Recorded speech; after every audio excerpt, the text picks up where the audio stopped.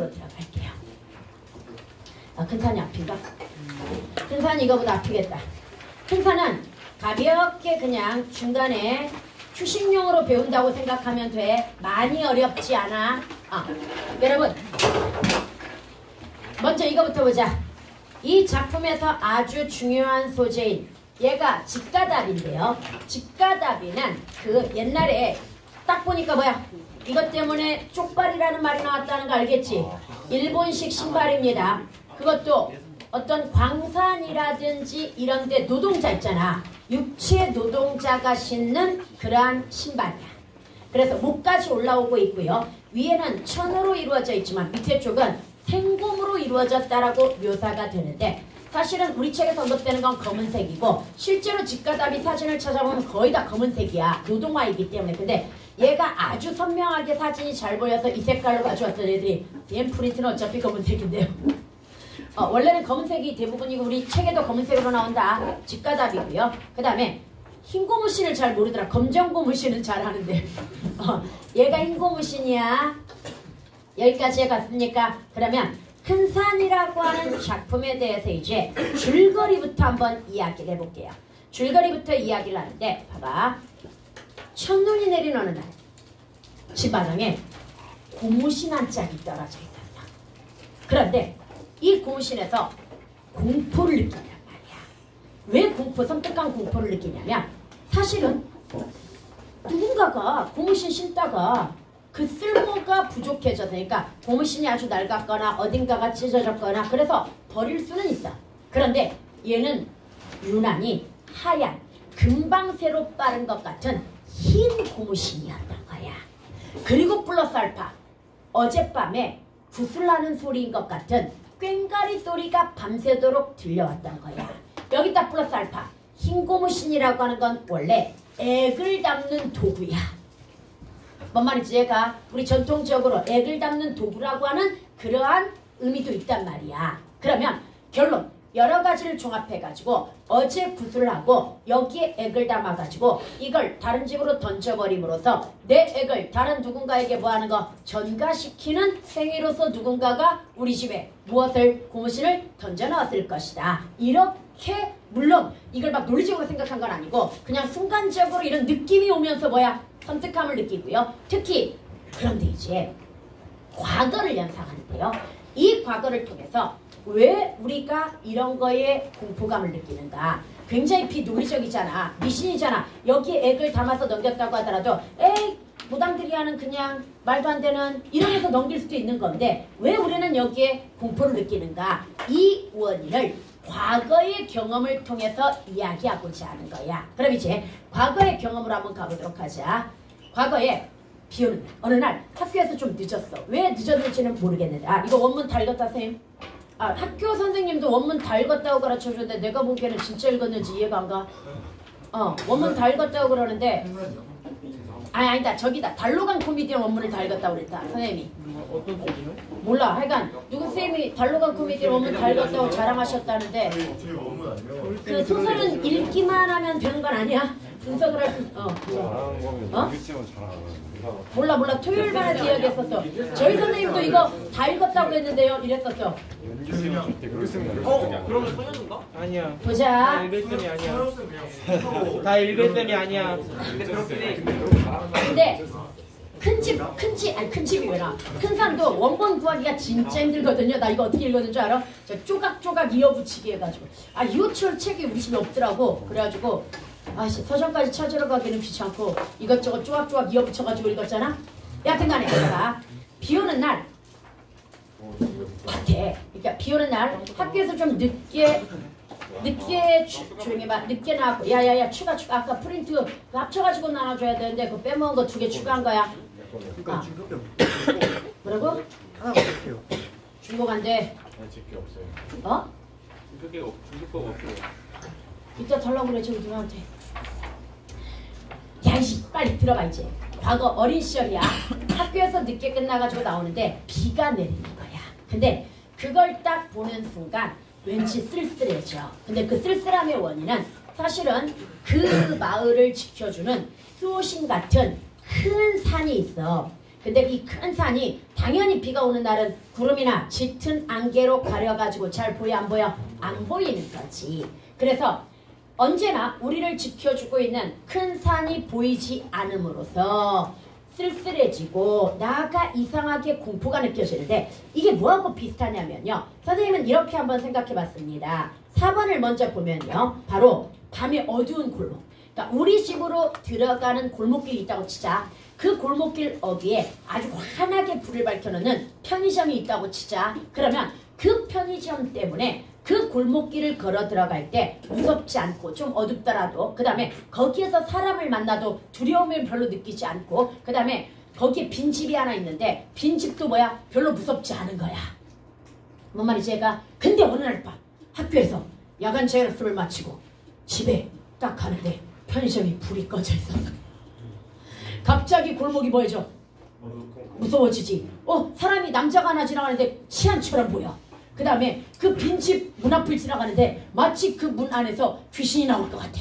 막 이런 기분. 그러면서 섬뜩한 공포를 느낀단 말이야. 오로지 뭐 때문이야? 편의점이 불이 꺼져 있었기 때문에. 뭔 말인지 얘가? 그러면 결국은 이 편의점의 환한 불빛은 우리가 바로 집으로 가는 길에 우리를 안심하게 만들어주고 마음의 평화를 가져다주는 그런 정신적인 지주와 같은 것일 거고 선생님이 왜 굳이 편의점을 들었는 줄 알아? 진짜로 편의점이 그런 역할이야.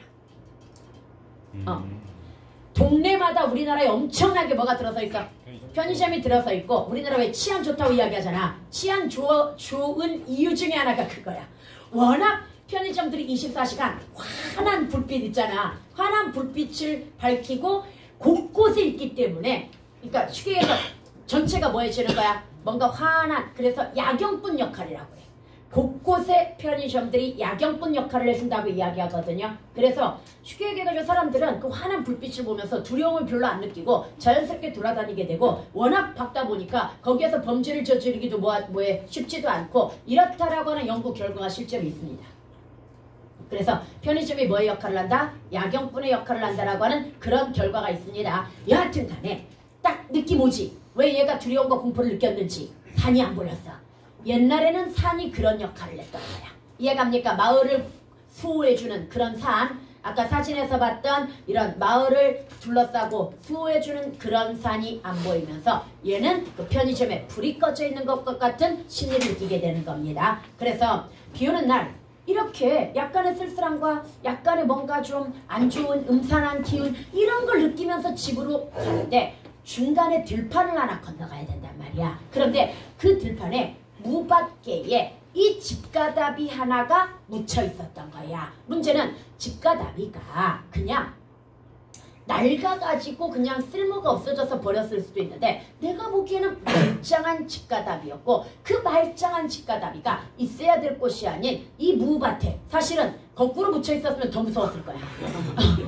그러니까 쉽게 얘기해서 발목 정도가 묻혀 있고 그 다음에 발이 바깥으로 나와 있으면 더 무서웠을 텐데 다행히도 발 앞꿈치 정도가 뭐에 묻혀 있는 그런 신발이었지만 그럼에도 불구하고 왠지 그 신발을 보면서 섬뜩함을 느꼈다. 섬뜩함을 느꼈던 거고 알 수 없는 공포를 느꼈던 거고 또 유난히 그날따라 지나가는 달구직꾼들이 있었거든요. 평소 같으면 야 누구야 그 비도 오는데 이거 타고 가라 빨리 뭐 이러면서 태워주기도 하고 말이라도 걸었을 텐데 그날따라 이 달마직꾼들도 달마직은 왜 나와 이거 달구직꾼들도 유난히 냉랭하게 그냥 쓸쓸하게 그냥 지나가 버렸단 말이야. 그래서 이 모든 것 사람들이 이렇게 냉랭해진 거, 쓸쓸해진 거, 음산해진 거, 무서워진 거 이런 사소한 거에 이렇게 섬뜩함을 느끼는 거 모두 뭐가 안 보여서? 큰 산이 안 보여서. 성현이 맞지? 이해가? 아니 성원이 이해가?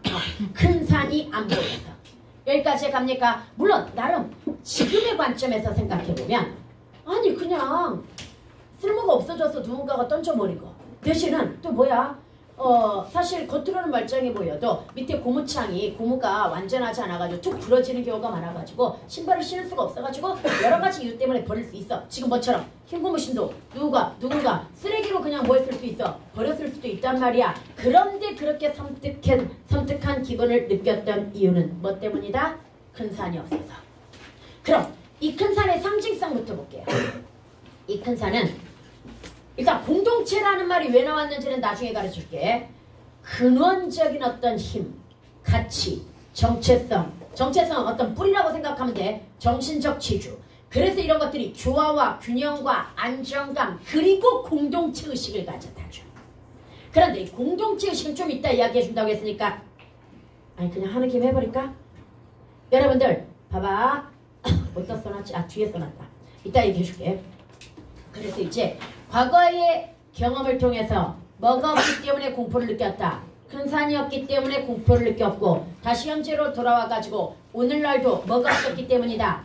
큰 산이 사라졌기 때문에. 그럼 오늘날의 큰 산은 진짜 큰 산을 얘기하는 거야. 물론 옛날의 큰 산도 진짜 산 자체가 아니라 산이 갖는 뭡니까? 상징적 의미가 되겠지요. 그렇듯이 오늘날의 큰 산이 없다는 이야기가 뭔가? 아까 얘기했던 어떤 인간의 근원적인 힘, 가치 또는 정체성, 정신적 지주, 그 다음에 이들에게 뭡니까? 조화와 균형과 안정감을 가져다 줄 그 무엇? 이런 것들이 없다는 얘기야. 이해갑니까? 그런데 오늘 아침에 누군가가 우리 집 앞마당에 딱 열흘만이거든요. 또 흰 고무신을 던져놨어. 그러니까 아내가 돌아다니고 있어요. 이것이 돌아다니고 있어요. 그래서 상황을 보아하니 사실은 첫 번째 날에 그 흰 고무신을 나는 정말 이성의 힘을 붙들어 가지고 쓰레기통에 쳐넣었던 거야.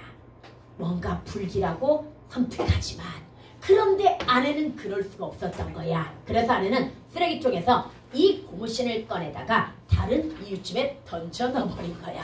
그런데 즉 쉽게 얘기해서 애기 정가지. 그런데 다른 누구 집도 가만히 안 있었겠지. 그 고무신을 또 옆집으로 이러면서 계속 돌고 돌다가 다시 누구네 집으로 돌아온 거야?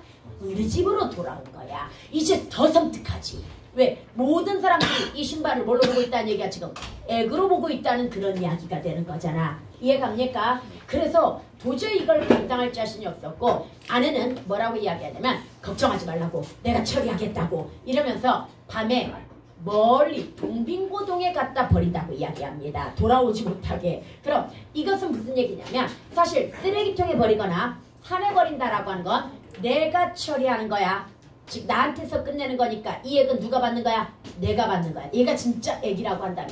이해갑니까? 그러나 이걸 이웃집으로 던져 넣었거나 또는 심지어 이웃 동네의 누군가의 집에 던져 넣는 거지. 그러면 이 액을 나는 누구한테 전가시키는 거야? 이웃에게 전가시키는 거지. 이해갑니까? 그런데 마지막까지 아내는 지금 뭐하고 있어? 이웃 동네에 버리고 오거든요. 그러면 이 액을 이웃에게 전가시켰다는 이야기가 되는 거고요. 그 다음에 마을 사람들도 역시 뭡니까? 나름 이 동네가 좀 고등교육을 받은 그런 현대식 어떤 교양과 합리적인 이성을 가지고 살아가는 젊은 사람들이 꽤나 모여있는 그런 곳이란 말이야. 그런데 이런 합리적이고 이성적인 사고를 가지고 살아가는 교양 있는 중산층인 이 동네에서 이 미신 때문에 이런 해프닝이 일어났다는 거. 큰 산이 없어서야. 뭔 말이지? 제가 큰 산이 없어서고 나아가 이기적 심리야. 이기적인 심리는 나만 아니면 돼 라고 하는. 왜? 이게 액이라고 생각했다면 내가 이 액을 어떻게든 처리해야 되는데 남한테 전가시키고 있잖아. 그래서 나만 아니면 된다라고 하는 이기적 심리와 더불어 가지고 그 다음에 이러한 미신에 불안해하는 그런 심리까지 나타나는데 둘 다 원인이 뭐다? 공동체적 의식이 없는 것도 그 다음에 불안해하는 것도 전부 뭐다? 큰 산이 없어서. 여기까지 갔습니까? 줄거리는 전체적으로 다 이야기했고요. 여기서 상징성 한번 보도록 하자. 아까 큰 산은 이야기했고 현재의 소재는 인고무신짝이고요. 과거의 소재는 집가다비인데요. 일단 인고무신짝은 애군이나 불길한 징조인데 선생님 집가다비도 그런가요? 이때 집가다비는 어떤 애군이나 불길한 징조라고 직접적으로 얘기할 수는 없으나 이 둘 다 바로 뭐의 대상이야? 공포의 대상. 이해갑니까? 공포의 대상이 되면서 문제는 이 큰 산이 지금 부지하고 있다는 거. 그 다음에 과거에는 큰 산이 뭐에 가려져 있었다는 거? 구름에 가려져 있었다라고 하는 거. 이것이 바로 뭐다? 근원적 가치가 부지한 현실이고 근원적 가치가 부지한 현실에서 인간은 뭘 느낀다? 불안감과 어떤 이기적 심리를 갖게 된다. 이해갑니까? 여기까지 해갔죠? 그럼 여기서 조심해야 될 거. 1인칭 주인공 시점인데요. 서술자인 나에 대해서도 짚어야 됩니다. 고무신을 쓰레기통에 버려 처음에는 그래서 나름 합리적이고 뭐인 것 같아. 이성적인 것 같지만 안외의 행위를 묵인합니다. 즉 나 역시 겉으로는 합리적이고 이성적인 척하지만 내면에는 비합리적이고 비이성적인 미신에 대한 뭘 가지고 있는 거야? 두려움. 그리고 실제 지문 읽어보면 남편이 이런 거에 더 예민해하고 더 공포를 느낀다라는 그래서 아내가 당신은 못하니까 내가 대신 처리한다라고 하는 그런 이야기가 나오거든요. 겉으로는 아닌 척하지만 사실 훨씬 더 이 상황을 예민하게 받아들이고 있다는 얘기야. 누가? 내가. 그래서 미신에 대한 두려움과 나만 알면 되라는 이기적 심리가 나한테도 뭐 되어 있다? 내재되어 있으니까 묵인했겠지. 이해갑니까? 그 다음에 일부러 그래서 이건 본문이야. 본문을 보면 남편인 나가 일부러 아무렇지 않은 듯 그러나 꺼림칙해 했고 그런 쪽으로 소심하고 과민한 편이었다는 얘기가 나오고 우리 부부끼리만 감당할 수 없었다는 이야기가 나와. 이거 학교에서 했다는데 1인칭 주인공인 나도 뭐다? 사실은 비판하는 입장에 서 있지만 똑같은 인간이다. 그래서 간단하게 이거야. 강도로 따지면 뭡니까? 아내와 이웃은 비슷한 이기적 심리를 가지고 있다고 볼 수 있고요. 나는 그래도 아내보다는 뭡니까? 강도가 좀 낮다고 볼 수 있어. 처음에 뭐 했으니까? 쓰레기통에 넣었으니까. 그러나 나도 역시 결국은 같은 사람이라고 하는 거. 약간의 강도만 다를 뿐이지. 강현아! 선우야!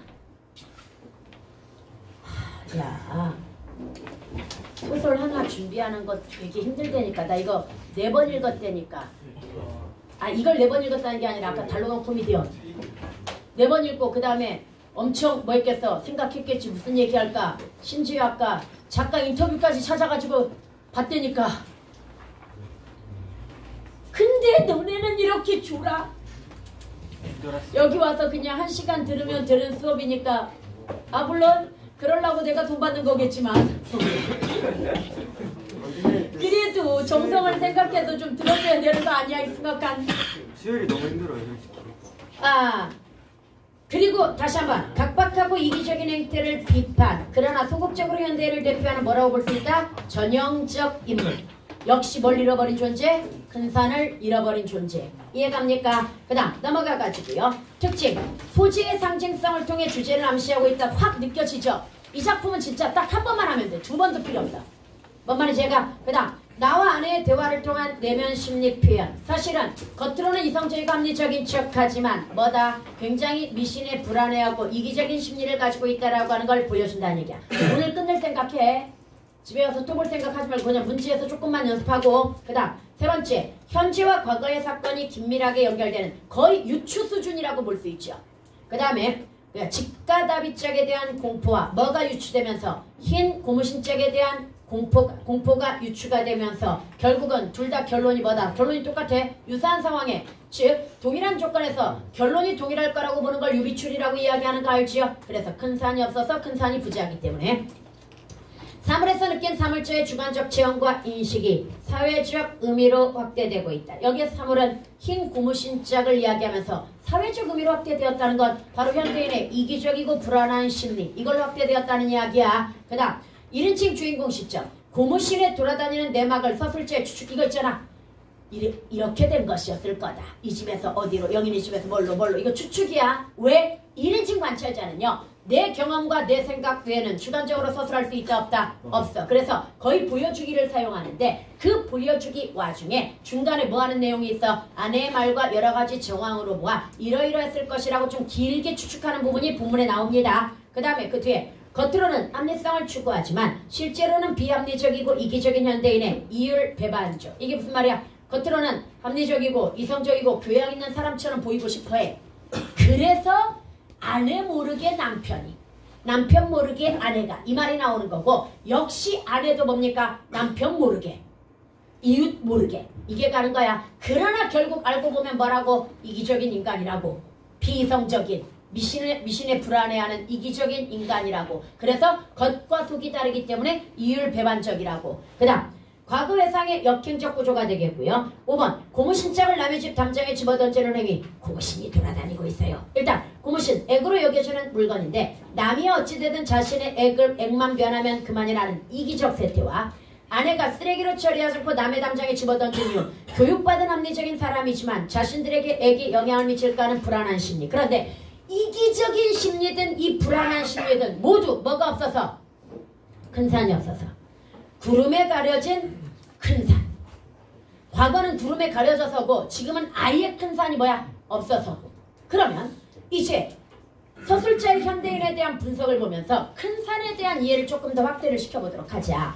옛날 사람들은 자신들을 또 공동체를 지켜준다고 믿었던 힘, 공동체의 질서와 균형을 잡아주는 근원적인 힘, 정신적 지주가 있었어. 그래서 밑에 뭐 선생님이 딱 떠오른 것들은 이런 거야. 당산나무, 선왕신, 장승 이런 것들이 있거든요. 그러니까 마을을 수호해주는 당산나무라고 하는 것이 있고요. 그래서 당산나무 보기에 부정한 짓을 저지르면 돼, 안 돼? 안 돼. 그 다음에 또 뭐가 있어? 선왕신도 있어. 마을을 지켜주는. 그 다음에 장승 이런 존재들이 있고 그래서 이런 마을을 지켜주는 어떤 정신적 지주와 힘이 있기 때문에 뭐 할 수 있어? 안전하다고 생각하고 그 다음에 불안해하지 않을 수도 있어. 그런데 또 한편으로는 만약에 내가 무슨 그릇된 행동을 하거나 잘못을 하게 되면은 뭘 받을 거라고 생각해? 이 당산나무나 선왕신으로부터 벌을 받을 거라고 생각을 하기 때문에 도덕적으로 뭐가 되는 거야? 제어가 되는 거지. 쉽게 얘기해가지고 남을 배려하게도 되는 거지. 이게 바로 뭐야? 공동체 의식이 되는 거지. 그러니까 마을이나 집단에 해가 되는 행위를 하거나 아니면 배려하지 않으면 내가 뭐 할 거다? 선왕신한테 또는 누구한테 당산나무에게 벌 받을 것이다. 이런 생각을 하면서 도덕적으로 지어하는 그래서 이기적인 것과 반대되는 공동체 의식이 형성되었고 나보다는 우리를 먼저 생각하게 될 겁니다. 그런데 이게 지금 있어 없어? 우리 동네에 당산나무 있어요? 손 들어봐. 우리 동네에 선왕신 모시는 나무 있어요? 손 들어봐. 장승 있어요? 손 들어봐. 없잖아. 그러면 두려울 게 있어 없어? 두려울 게 없지. 나를 심판할 그런 절대적 존재가 없잖아. 뭔 말인지 알겠죠? 솔직히 종교가 요즘은 그 역할을 해야 되지만 솔직히 종교가 종교입니까? 뭐 기독교 교회 다녀도 다 잘못할 걸 하던데? 원래는 뭐 교회 다니면 뭐 해야 돼? 하나님이 보고 있으니까 조심해야 되고 배려해야 되고 진짜 왼뺨을 때리면 오른뺨을 내놔야 되는 거 아니야? 안 그러잖아. 그래서 결국은 다시 원래 이런 존재는 뭐가 된다고 생각한다? 심판자가 된다고 생각하기 때문에 그래서 여기에 뭐하지 않기 위해서 벗어나지 않기 위해서 긍정적이고 남을 배려하는 행동을 하게 되는데 이런 게 바로 뭐다? 공동체의식인데 현대인에게는 이런 근원이 있다 없다? 없어. 그러니 불안하고 아주 사소한 것에 동요되고 그 다음에 이기적이 되는 거지. 사소한 무슨 일이 일어나도 뭐야? 선왕신이 지켜줄 거야. 큰 산이 지켜줄 거야. 이렇게 생각을 하면 편해진단 말이야. 근데 그런 게 없다는 얘기야. 이해갑니까? 그 다음에 내가 살고 있는 동네는 현대적 교육을 받아 교양 있고 합리적인 사람들이 사는 근대화된 공간인데 그럼에도 불구하고 밤에 굿하는 소리, 흰 고무신장을 남의 집에 버리는 전근대적인 그런 모습들이 공존하고 있고 다시 한번 흰 고무신장을 남의 집에 버리는 현대인의 심리는 두 가지야. 불안과 이기심. 이해갑니까? 불안과 이기심이 존재하는 이유가 뭐다? 바로 근원적인 힘. 그러니까 우리에게 조화와 균형과 안정을 가져와줄 근원적 힘. 어떤 절대적 존재, 정신적 지주 이런 것들이 없기 때문이라고 하는 것. 이해가? 그래서 뭐도 없어. 공동체 의식도 형성이 되지 않는 거라고 하는 것. 여기까지 했으면 잽싸게 얘는 한 10분이면 읽을 것 같아. 잽싸게 한번 읽어보자. 솔직히 안 읽고 싶은데 솔직히 아까 지문에 비해서는 쉬운 지문이라서 안 읽고 싶은데 그래도 내신이니까 한 번만 점검하도록 하자. 첫눈이 내린 어느 날 나와 아내는 흰 남자 고우시자 이거 있잖아. 진짜로 줄거리 이렇게 전체적으로 하고 나면 지문 읽을 때 정말 이해 잘 되지 않냐? 그래서 제발 근데 내가 있잖아 유튜브에서 찾을 때 달로간 코미디언의 외적인 걸 설명하고 들어간 쌤이 단 한 번도 없었어. 그냥 바로 뭐야? 지문 보도록 할까요? 이거야.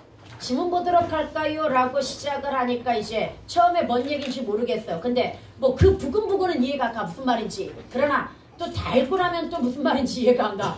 이해가 안 가는 현상이 나타나는 거야. 그래서 내가 너네 소설 공부하는 방법에 대해서 조금만 이야기하자면 너네 평소 때 문제집 풀 때 물론 요즘 소설이 그렇게 어렵지 않아. 모의고사 이상에서는 어렵지 않기 때문에 많이 공부할 일은 없지만 모의고사 문제를 풀거나 아니면 기타 등등 뭐 문제집 같은 거에서 소설이 나왔어. 이게 테스트가 아닌 이상 평가가 아닌 이상 소설 산문파트는 무조건 네이버에서 제목을 쳐서 줄거리와 이해와 감상을 찾으세요. 그래서 전체적인 줄거리 그 다음에 이해와 감상을 읽고 아 이게 이런 소설이구나 이렇게 생각한 다음에 지문을 읽고 그 다음 문제를 풀면 그래도 훨씬 부드럽게 이해가 되고요. 왜 이걸 권장하냐면 이야기는요 완성된 형태여야 기억이 오래갑니다. 무슨 얘기냐? 옛날에 내가 재수생들한테 야 너네 3년 동안 수능 준비하면서 최소 소설을 한 50개는 비웠을 것 같은데 기억나는 소설이 뭐야? 이렇게 물어보거든요. 거의 90%는 대답을 못합니다. 거의 대답을 못하다가 내가 애들한테 지명을 해가지고 기억나는 거 없어? 그럼 대답하는 게 다 뭔 줄 알아? 교과서 지문. 그럼 교과서 지문은 왜 기억할까? 물론 반복의 효과도 있고요. 그 다음 교과서 지문은 대부분 전체를 가르칩니다. 그러니까 전체 줄거리를 기본으로 잡고 들어가거든요. 전체 지문이 나오는 경우도 있지만 전체 줄거리를 잡고 들어가는 경우가 많기 때문에 완성된 이야기니까 기억이 잘 나는 거야. 그러나 우리가 보는 지문들이 대부분 뭡니까? 그냥 부분이잖아. 쉽게 해서 너네가 오늘 본 장면 중에 한 토막을 그냥 딱 사진으로 보여주는 거하고 똑같거든. 기억이 다 안 나. 기억이 안 나. 원래 기억은 장소 기억이거든. 연관성을 통해서 앞뒤, 위아래 뭐 이런 것들 다 고려해가지고 이해해가지고 기억하는 거거든.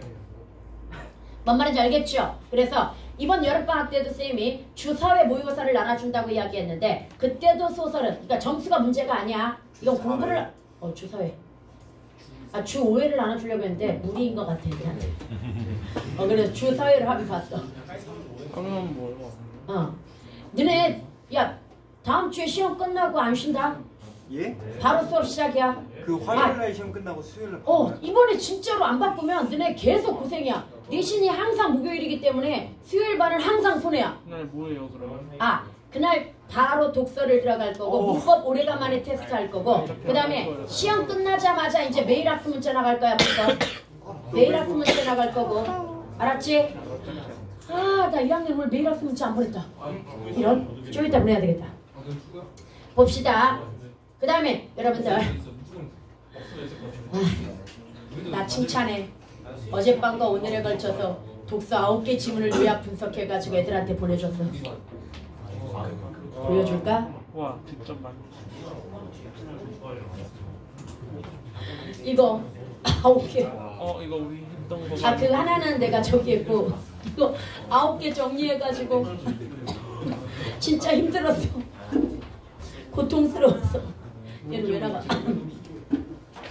근데 빨리 해야 될 것 같아서 어제 약간 밤새다시피 해가지고 했지. 나이 들어가지고 말이다. 요즘 밤 조금만 되면 한 2, 3일 고생해. 적당히 한 3시에 자야 돼. 봅시다. 적당히 3시에요? 그러니까 옛날에 무조건 밤 샜었는데 요즘은 밤을 안 새고 한 3시쯤 자가지고 한 6시 정도 그래서 한 3시간이라도 자야 될 때 자줘야 돼. 아니면 진짜 2, 3일 개고생이야. 그 다음 고신짝을 보면서 어린 시절 이북에 살 때 밭에 떨어진 집가다 밑짝을 보고 공포를 느꼈던 기억을 떠올린다. 그럼 고무신짝은 뭐도 돼? 공포의 대상도 되고 애군도 되지만 뭐도 돼? 회상의 매개체도 됩니다. 초등학교 4학년 때쯤이었을 것이다. 그래서 과거로 들어갔기 때문에 뭐에 해당이 됩니까? 회상, 역행적 구조라고 하는 걸 알 수 있고요. 나는 밭에 버려진 신짝 하나를 보고 공포했던 일이 있다. 비오는 속의 무밭에. 근데 조금 이 소설은 이상하게 말이 많아. 좀 간단하게 그냥 이야기 끌어낼 수 있는 걸 너무 길게 이야기해. 비오는 속의 무밭의 앞대가리 부분이 무잎이 무성한 밭속에 처박혀 있는 검정색 집가다비 짝이었다. 발 뒤축계에 세계호 끝까지 말짱하던 그럼 너무나 아직은 말짱한 집가다비 짝이 이렇게 묻혀 있으니까 누가 버린 것이라기보다는 뭔가 의미가 있는 게 아닐까라고 하는 불안과 공포를 느끼게 되는 거야. 그 다음에 발 뒤집게 세계호 끝까지 말짱하던 일이 지금도 뒷등이 선득할 만큼 기억에 뚜렷하다. 그래서 이 부분 뭐 했습니까? 묘사에서 집가다비가 묻혀있는 생생한 묘사로 공포감도 어떻게 드러내고 있다? 생생하게 드러내고 있다라고 하는 거. 바로 그 무렵 전쟁이 나던 이듬해인가였는데 그 무렵의 집가다비는 대유행이었다. 본시 광산 노동자용이었던 모양인데 아니게 아니라 그 검정색 생김부터가 광산용으로 꼭 어울려 보였었다. 우리 마을에서 오리쯤 내려가면 철도공장과 피혁공장이 있었는데 그 공장에 다니면 징용을 면한다 해서 마을 사람들은 너도나도 그리로 몰렸었고 그 집가다비는 집집마다 흔했던 것이다. 그때 그 무밭의 집가다비장이 그토록 무서웠던 것은 대체 무슨 까닭이었을까? 자기 스스로 자문자답을 통해서 원인을 찾아. 그래서 이걸 다시 현대에 적용하는 거야. 이 원인을 찾았는데 우리 결론 알고 있잖아. 큰 산이 구름에 가려져 있어서. 그러면 오늘날은 뭐가 없어서? 큰 산이 없어서라고 이렇게 결론을 내리게 되는 거야. 그 뒤에 그 집가다비가 지닌 평범하고 단순한 용처를 떠나. 이게 쉽게 얘기해가지고 얘는 아까 노동자용 신발이라고 했으니까 사람들이 신고 있으면 안 무섭지. 근데 용처를 떠나 생판 엉뚱하게도 무밖에 처박혀 있어서 그 집가다비 예를 들어가지고 그거야. 마네킹이 그 의상 그 옷 같은 거 파는 데에 마네킹이 서 있으면 무서워 안 무서워? 안 무서워. 그런데 골목길 가는데 마네킹이 서 있어. 그럼 겁나게 무섭겠지. 뭔 말인지 얘가 그거 똑같은 말이야. 엉뚱하게 무밭에 처박혀 있어서 그 집가다비로서의 노선 혹은 눈에서 벗어져 나온 그 점이 공포감으로 작용했을 것이다. 이 말은 마네킹 생각하면 이해하기 쉬워. 작용했던 것이다. 아, 나 진짜 마네킹 보고 겁나게 놀란 적 있어. 나 솔직히 우리 아버지 돌아가실 때 아버지 시체를 본 기억을 지우하고는 난 시체를 본 적이 없거든. 와, 누가 마네킹을 버리는 거야 도대체. 그것도 아니 그래도 좀 덜 무서웠던 건 그래도 왜 재활용품 있잖아. 그거 버려놓는 데 있어가지고 와 처음에 들어가서는 시겁했잖아. 재활용품 버리러 가가지고. 일단 그렇게 생각해 볼 수는 있다. 그러나 단순히 그 이유뿐일까? 단순히 그 이유였다면 그냥 그 정도로 처결을 치울 수가 없었을 것이다. 그 무렵 모든 신의 바닥 고무는 고무 성분이 덜 들어가 녹신하지가 못하였으니까 어쩌다가 바닥에 중둥이가 뚝 부러져 더 이상 못 신게 되어서 물쩍 무밭에 버렸으리라. 한 짝은 무밭에 버렸으리라. 한 짝은 무밭 한가운데로 멀리 버리고 한 짝은 이렇게 가장자리께로 이 집가다비 짝에만 한해서는 분명히 이러했을 것이다. 공포감 있고 뭐고 느껴질 건덕지라고는 없다. 이게 무슨 말이냐면 그래 마네킹이 그런 옷 파는 데 있으면 무섭지 않은데 그래 재활용품 코너에 재활용품 모아놓는 데 있으면 뭐 할 수 있어. 또는 골목길에 버려져 있으면 무서울 수 있어. 그러나 진짜로 제자리에 없어서만 무서웠겠느냐 이 말이야. 그래 마네킹도 쓸모가 없어져가지고 쓰레기가 되어가지고 재활용품 그 모아놓는 곳에 나올 수도 있는 거고 그 다음에 골목길에다 누군가가 버릴 수도 있는 거야. 솔직히 이건 공포의 대상이다 아니다. 제자리에 없다고 해서 꼭 두려워할 일도 아니다 이 말인 거야. 이해갑니까? 그래서 그 뒤에 그런 원인은 다시 처음에는 뭐야? 제자리에 있지 않아서 공포감을 느꼈던 것 같다. 그러나 제자리에 있지 않다고 해서 꼭 우리가 공포감을 느낄 이유가 있는가? 이렇게 지금 질문한 거야. 다시 이해갑니까? 그래서 이제 다른 방향. 아 지금에야 생각난다.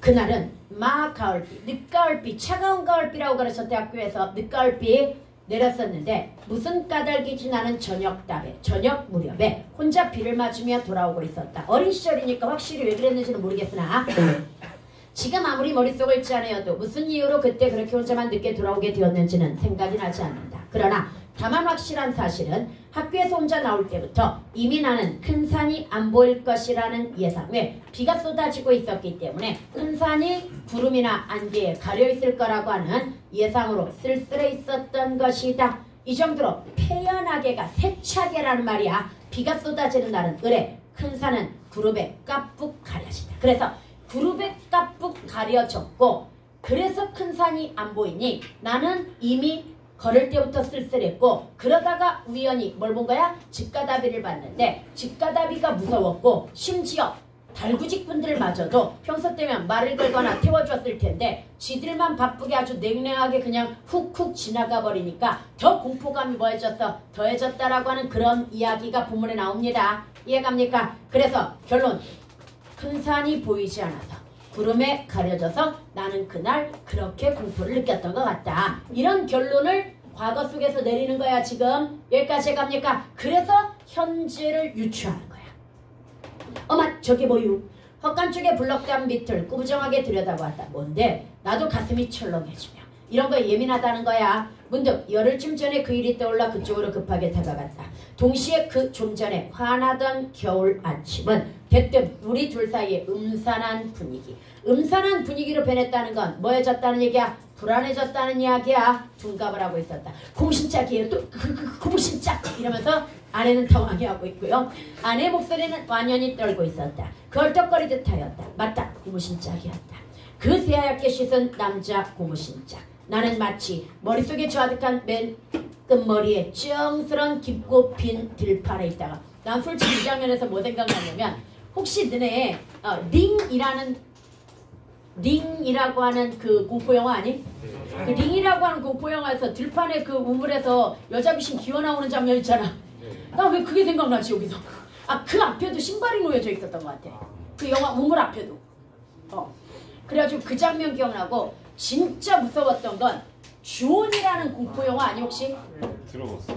와, 나는 주온같이 무서운 공포영화를 본 적이 없어. 왜 그러는 줄 알아? 다른 공포영화들은 우리 주인공들이 우리를 대신해가지고 극복해줘. 마지막에 그 공포를 극복을 해주고 이기잖아. 공포를 극복해내잖아. 그 다음에 환한 곳으로 나오잖아. 그 다음에 거기다가 두려울 만한 모든 어떤 시퀀스가 다 들어가 있잖아. 두려울 만한 거 다 짬뽕시켜가지고 공포영화를 만들잖아. 근데 주호는 진짜 일상적인 대낮의 주택가의 한 집. 밖에서는 새소리가 울고 사람은 자전거 타고 따르릉거리면서 지나가는데 갑자기 그 집 안에서는 창문 안쪽에서는 아이 하나가 하품을 하는데 입이 아주 검은 그 유명한 장면 있잖아. 유명한 입이 아주 검은 그런 하얀 귀신. 걔 누구였더라 이름이?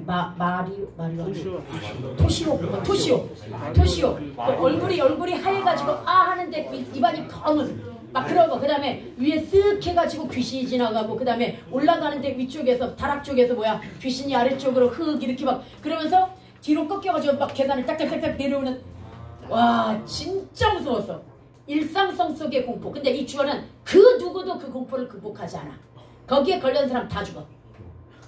그래서 결국 마지막까지 공포가 극복이 안 돼. 그러다 보니 끝나고 나서도 무서워 얘는. 몇 년 전 건데 스포일러에 한 20년 된 건데 이거. 진짜야. 다른 공포 영화는 우리 주인공들이 결국은 그 공포를 극복해가지고 환한 곳으로 나오면서 끝나잖아. 와, 이건 그냥 끝까지 살벌하게 끝나. 군지함도 다 좋다. 봅시다. 여러분들. 나는 마치 그래서 다시 한번 나는 마치 머릿속에 좌득한 맨 끝머리에 쩡스런 깊고 빈 들판이 있다가 그것이 또 확 열려오는 공포 속으로 휘어감겼다. 아내도 까맣게 질린 얼굴이었다.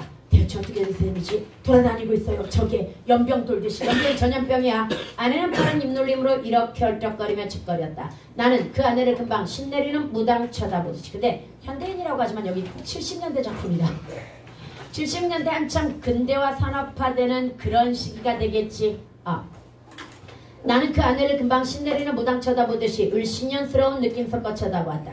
돌아다니다니 대체 무슨 소리야? 이 집에서 저 집으로, 저 집에서 이 집으로. 그때 그 고무신짝은 분명히 쓰레기통에 버렸잖아. 아무래도 꺼림칙해서 그날 밤 당신이 들어오시기 전에 내가 다시 들고 나갔던 거예요. 무엇이? 그럼 어르신 담장 너머로 버렸다는 말인가? 그렇지요. 아내는 당연하다는 듯이 약간 우락부락한 얼굴까지 대며 말하였다. 왜? 왜라뇨? 당신 그걸 지금 나한테 따져 묻는 거예요? 이 말 뭐야? 당신이 더하잖아 그런 거예요. 더 예민하잖아. 이야기야. 미신적 사고를 가진 아내이지만 남편도 이해 못지 않다라고 하는 걸 보여주는 대사입니다. 던지긴 어느 집으로 던졌어? 몰라요. 그러니까 이렇게 된 모양이다. 여기서부터 1인칭 관찰자로서 추측하고 있는 거야. 새벽 일찍 들어간 가운데 그 고무신짝이 떨어진 것을 본 어느 집의 부부들도 쩡한 느낌. 이게 바로 뭐야? 이율배반적인 거지. 겉으로는 교양 있고 이성적이고 합리적인 교육받은 사람이지만 속으로는 이런 사소한 것에 미신에 또는 이런 것에 약간 불안감 느끼고 그리고 플러스 알파로 나중에 남의 집에 던져넣는다는 데서 이기적인, 그래서 이율배반적인 현대인의 모습. 이해갑니까? 들리며 붙어는 꽹과리 소리 같은 걸 떠올리며 공포감에 사로잡혔을 것이다. 별로 복잡하게 공유할 것도 없이 그날 낮이든가 밤에 이웃집 아무집에 건 담장음으로 그 고무신짝을 훌쩍 넘기는 게 뭐다? 나만 아니면 되라고 하는 이기적 심리야. 남편 모르게 아내가 혹은 아내 모르게 남편이 그만한 자존심들은 그러면서 아까 교양 있고 합리적이고 이성적인 교육받은 사람이라고 하는 건 또 그대로 유지하고 싶은 거지. 겉으로. 자존심들은 있었을 것이다. 그렇게 건 이웃집으로 얼마 보내고 제 집은 일단 마음을 놓았을 것이다. 그러자 담장 안에 웬 고무신짝 하나가 떨어지는 것을 본 그 집에서도 그렇게 제 집으로 들어온 액을 멀리는 못 쫓고 그날 낮이면 낮 밤이면 밤에 근처 집으로 이웃집으로 또 던져버렸을 것이다. 그 이웃에서 다시 이웃집으로 또 그 이웃집으로 순인의 집에서 영인의 집으로 영인의 집에서 웅인의 집으로 웅인의 집에서 건인의 집으로 이런 식이었을 것이다. 모두 현대적인 교육을 받은 터여서 자존심들은 이 말이 무슨 말이야? 겉으로는 교양있고 이성적이고 합리적으로 보이고 싶어 했으나 속으로는 뭐다? 불안해하면서 이런 미신에 불안해하면서 뭐야? 이기적인 심리를 보여주는 존재들이었다. 이런 얘기. 이해갑니까? 모두가 합리적인 사람 대우는 대우대로 받고 싶었을 것이다. 그러나 대우는 대우고 겪는 것은 겪는 것이다. 그들은 서로 상처 한 군데 입음이 없이 그 고무신장만 이웃집 담장 너머로 던지면 되었던 것이다. 이기적 세태를 보여주고 있고요. 이렇게 합리적으로 생각하면서 합리적으로 웃음이 나왔지만 문제는 나왔지만 나도 결국은 비합리적인 사람인 거지. 이렇게 이게 지금 어떤 상황인가 이해도 되고 이래서는 안 된다는 것도 이해가 돼. 사람들이 그리고 어떤 심리라는 것도 다 이해가 돼. 그렇지만 웃음도 나왔지만 이 웃음이 뭡니까? 이기적 세태에 대한 조소이기도 하지만 그 지만이 나도 여기에 해당된다는 자주이기도 해. 뭔 말인지 얘가 조소이기도 하고 뭐도 된다? 자주이기도 합니다. 아내는 당장은 why? 비웃는 거. 아내는 당장은 웃을 경황이 아니었다. 두 번째로까지 극성맞게 들어온 이놈의 고무신장을 대체 어쩌란 말인가. 이 액을 우리 부부끼리만 감당할 자신이 우리는 이미 없었다. 이미 합리적으로 대처할 만한 정신적 여유가 없는 공포감을 느끼고 있다라는 얘기야. 뭐가 없어서? 큰 산이 없어서. 그래서 뒤쪽에 사실은 이 큰 산이 없다라고 하는 부분이 나와야 되거든요. 그래서 뒤에 조금 더 읽을게요. EBS에는 안 나오는데 보기에서 이용할 수 있기 때문에 한번 읽어보도록 합시다. 여기서부터 읽을게요. 우리 부부끼리는 감당할 자신이 우리는 없었다. 아까 여기가 마지막이었지? 대체 저놈의 것들 어쩌지? 나는 이미 액투성이 때가 엉기엉기 묻은 듯한 이 고무신장을 만지기도 싫어서 엇비스지 건너다 보면 투덜거렸다. 어쩌긴 어째요. 놔두세요. 제가 처리할게. 아내는 도그른 표정이 되며 악착같이 해보겠다는 듯이 중얼거렸다. 처리하다니 어떻게 아주 멀리 보내지요. 이따가 밤에 산에라도 가져가 버릴 요량인가? 아까도 얘기했지만 쓰레기통에 버리는 거, 산에 버리는 건 내가 액을 뭐 하는 거야? 받는 거야. 근데 그러니까 미신적 관점에서 근데 그럴 수는 없는 거지 지금. 뭐 타로 산에 가져가요. 우리가 그렇게 질 수는 없는 거 아니에요. 이때 질 수는 없다라고 했을 때 이웃에게 지다 액을 다른 집에 넘겨버리는 이웃에게 질 수는 없다. 이 의미가 가장 강한 것 같아. 뭔 말인지 가. 그 다음 하고 아내는 발끈하며 다시 말하였다. 밤에 저놈액을 들고 버스 타고 멀리 가져갈 테요. 하다못해 동빙고동해라도. 얼얼러 나는 입을 벌리며 악착같이 해볼 기세인 시뻘개진 아내의 얼굴을 마주 쳐다보았다. 동시에 국민학교 4학년 쪽의 그 집가다비 짝과 그때 큰 산이 구름에 깜빡 가려졌던 교교한 산천을 떠올렸다. 큰 산이 안 보여서 이래 모두가 나는 마지막하게 그럼 결론도 역시 뭐야? 과거도 큰 산이 구름에 가려져 안 보여서 현재도 큰 산이 안 보여서 이거란 말이야 지금. 내가 나지막하게 혼자 소리로 중얼거리자 아내도 나를 귀신 내리고 있는 박수 쳐다보듯이 쳐다보고 있었다. 당신 이제 무슨 소리 했어? 대체 큰 산이 뭐요? 큰 산이. 그 큰 산은 청빛이었다. 서쪽 하늘에 들통도로 웅장하게 퍼져 있었다. 아침 저녁으로 오건 내철을 따라 표정이 늘 달랐지만 근원은 뿌리 깊게 일관. 그래서 이게 뭐가 되는 거야? 근원적 힘. 같이 정신적 지주가 되어줬다는 이야기야. 그리고 보호하는 존재이자 심판자 역할을 하게 됐을 겁니다. 해 뜨기 전 새벽에는 청청한 빛으로 싱싱하고 첫 햇볕이 쬐면 산머리로부터 백금색으로 빛나고 햇볕 속의 한낮에는 멀리 굴러앉은 청빛이었다. 해질녘 저녁에는 골짜기 하나하나가 손에 잡힐 듯이 거먹게 윤곽을 드러내고 서서히 불합빛으로 물들어간다. 봄에는 봉우리부터 여드러지고 겨울이면 흰색으로 엄준해진다. 가을에는 침착하게 물러앉고 여기에서 묘사되는 건 결국은 이 큰 산의 뭐야? 절대성을 드러내기 위한 그런 묘사가 되는 거야 지금. 가을에는 침착하게 물러앉고 여름이면 더 높아 보인다. 그 큰 산 쪽으로 새바람이 불면 비가 왔고 큰 산 쪽에서 바다 쪽으로 맞바람이 불면 비가 그치고 하늘이 개었다. 그 큰 산은 늘 우리 모든 사람에게 마음속에 형태없는 넉넉함. 그래서 뭐도 공동체적 의식도 자리 잡았을 겁니다. 자리에 있었다. 그 산이 그 큰 산이 그렇게 그 모습으로 뿌리 깊게 웅거 있다는 게 그래서 뭐야? 어떤 조화와 균형을 가져오고 나아가 우리를 안심시켰을 거야. 되었던 것이다. 깊숙하게 늘 안심이 되었던 것이다. 아, 큰 산, 큰 산. 그날 밤 아내는 악착같이 볼기스로 시뻘개진 얼굴로 그 고무신짝을 신문지에 둘둘 말아 싸가지고 어디로 지나갔다가 9시가 지나서야 빛이 웃으며 들어섰다.